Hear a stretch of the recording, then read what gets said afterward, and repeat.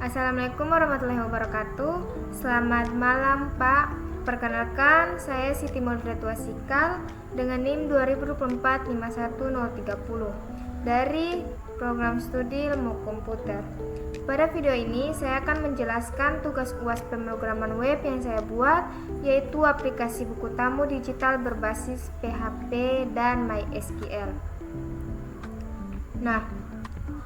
Aplikasi ini saya buat menggunakan beberapa bahasa dan teknologi berikut.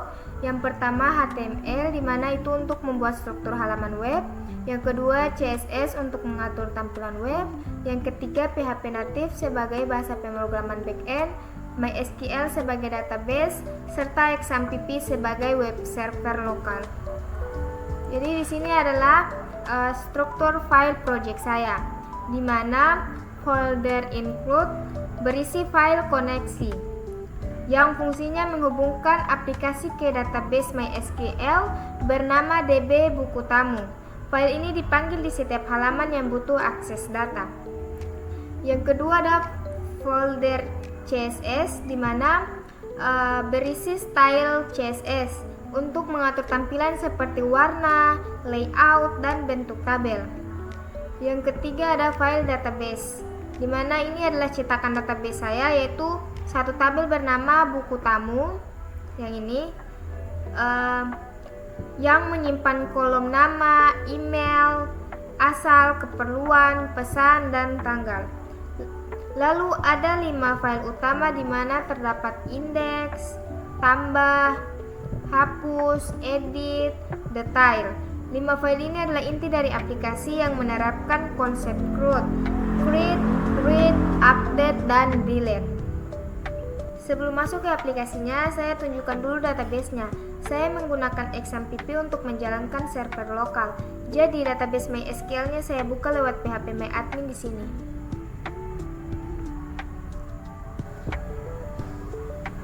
Nah, saya menggunakan database MySQL dengan satu tabel bernama buku tamu yang berisi kolom ID, nama, email, asal, keperluan, pesan, dan tanggal.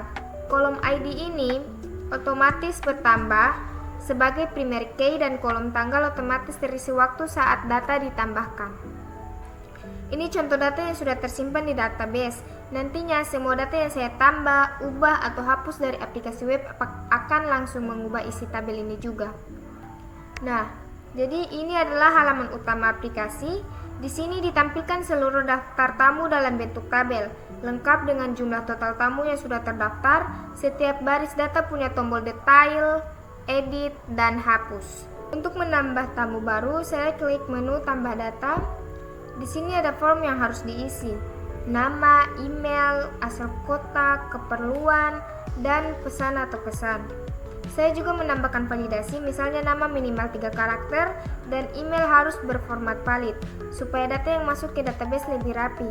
Setelah disimpan, sistem akan kembali ke halaman utama dengan notifikasi data berhasil ditambahkan.